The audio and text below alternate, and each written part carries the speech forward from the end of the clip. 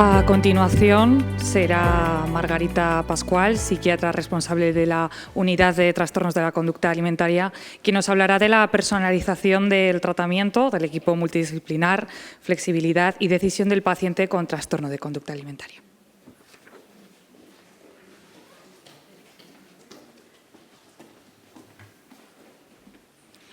Buenas tardes, yo soy Margarita Pascual, soy la psiquiatra, la coordinadora de la Unidad de Trastornos de la Conducta Alimentaria.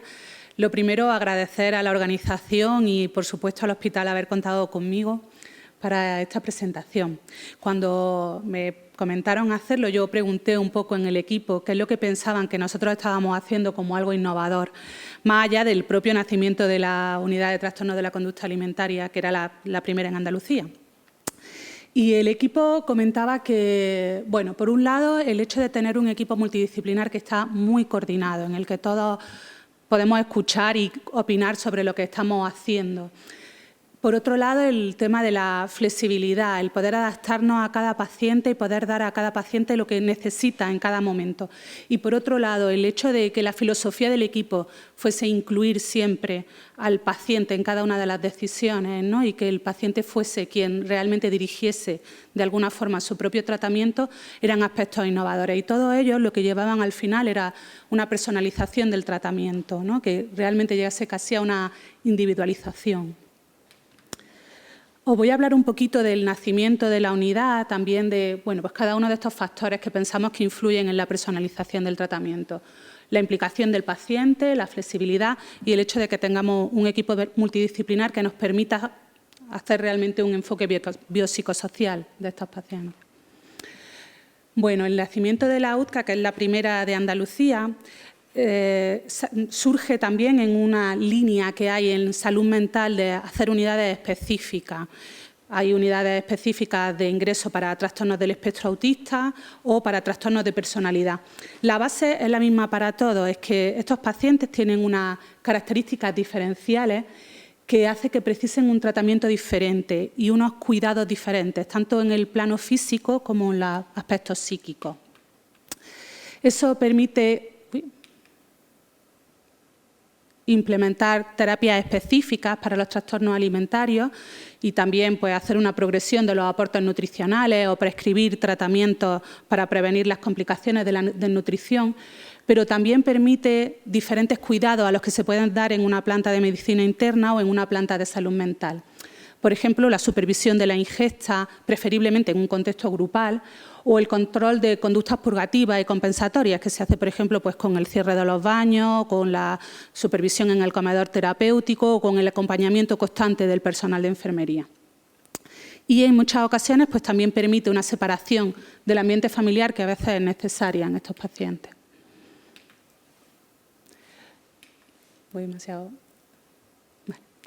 Nosotros contamos con la enorme suerte de tener un entorno muchísimo más amable que el de una planta de hospitalización y podemos contar también con los jardines para algunas de las actividades o para las visitas de los familiares. Por ponernos un poco en contexto, nosotros comenzamos el 16 de diciembre del 2019. El hospital de día empezó el 11 de febrero, un poquito antes de que empezara la pandemia. Y la hospitalización completa como una unidad específica empezó el 18 de marzo del 2022. Previamente ya contábamos con experiencia, con ingresos, pero no en la unidad específica. Se atienden pacientes diagnosticados de trastornos de la conducta alimentaria que incluyen la anorexia nerviosa, la bulimia nerviosa, el trastorno por atracones y desde enero de 2022 también incluimos el programa de cirugía bariátrica. Y atendemos, la población diana son prácticamente 6 millones de habitantes de Cádiz, Córdoba, Huelva, Málaga y Sevilla. Esta es la entrada a la unidad. Y empezando por la parte de la decisión del paciente, podemos pensar que en cualquier patología es importante la implicación del paciente en su tratamiento. Si un paciente no se toma los fármacos que le prescribimos, probablemente no va a mejorar, ¿no? Y nada de lo que hagamos realmente va a funcionar. Cuando esas enfermedades además son patologías crónicas, pensamos que el tratamiento no solamente tiene que ser la implicación no solamente tiene que ser en la fase de inicio, ¿no?, sino también en toda la fase de mantenimiento.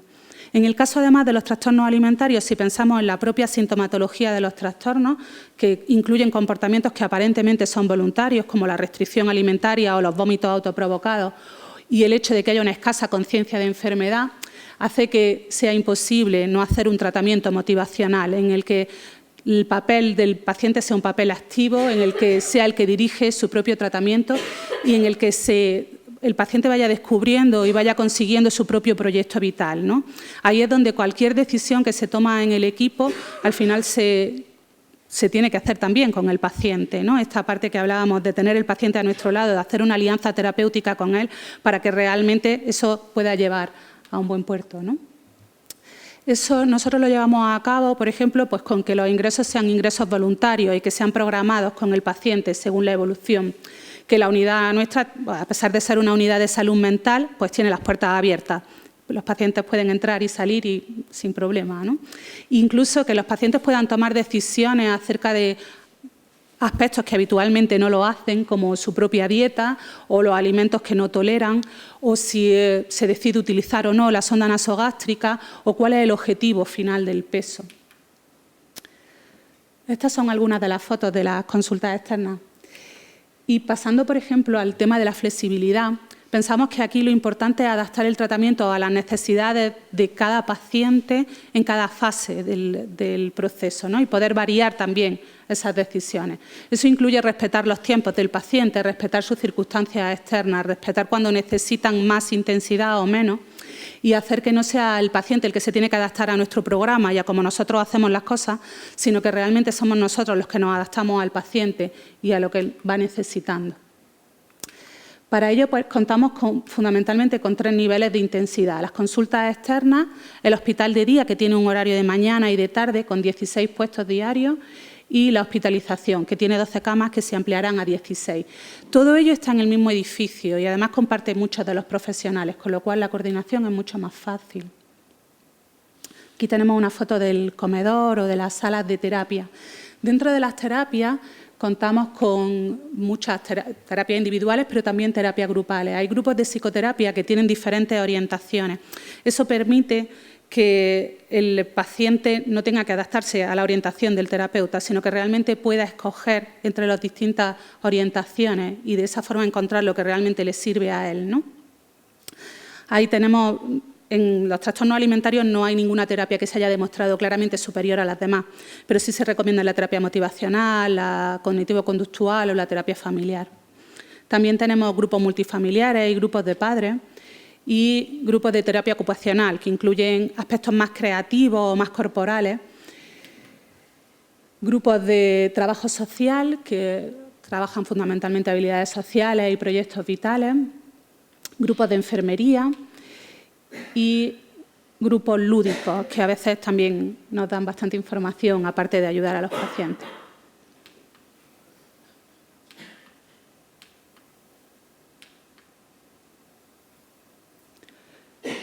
No, esto no ha pasado. Por otra parte,